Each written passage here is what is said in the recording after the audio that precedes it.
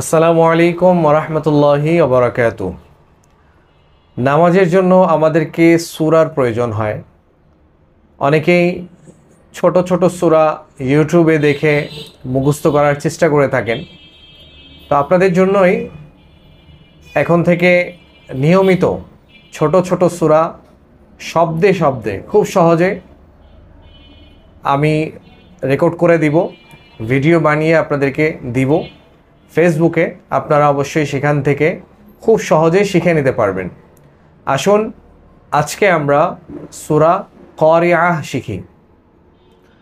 আউযু বিল্লাহি মিনাশ শাইতানির রাজীম।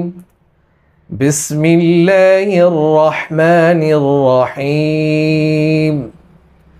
আল কারিআতু মাল কারিআহ وما أدراك ما القارعة يوم يكون الناس كالفراش المبثوث وتكون الجبال كالعهن المنفوش فأما من ثقلت موازينه فهو في عيشة راضية وأما من خفت موازينه فأمه هاوية وما أدراك ما هي نار حامية। এখন আসুন আমরা শব্দে শব্দে সূরা কারিআহ শিখি। আল কারিআহ, আপনারা আমার সাথে প্র্যাকটিস করতে পারেন। আমি বলার পরে আপনারাও চেষ্টা করুন। আল কারিআহ মাল কারিআহ ওয়ামা আদরাকা ওয়ামা আদরাকা মাল কারিআহ يوم يكون الناس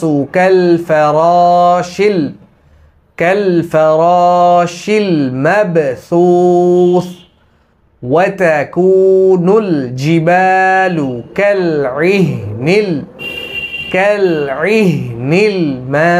المنفوش فأما من ثقلت موازينه فهو في عيشة راضية وأما من خفت موازينه فأمه هاوية وما أدراك ما هي نار حامية। এখানে আমাদেরকে হা, হা, সদ, থা এই শব্দগুলোর খুব বেশি খেয়াল রাখতে হবে। তো আপনারা যারা সূরা শিখতে চান নামাজের জন্য এবং অন্যান্য সময় অনেক প্রয়োজনে আমাদেরকে সূরাগুলোর দরকার পড়ে, যারা শুদ্ধভাবে শিখতে চান আমার এই ক্লাসগুলো নিয়মিত করবেন, লাইক শেয়ার করে আমার সাথেই থাকবেন। আসসালামু আলাইকুম ওয়া রাহমাতুল্লাহি ওয়া বারাকাতুহু।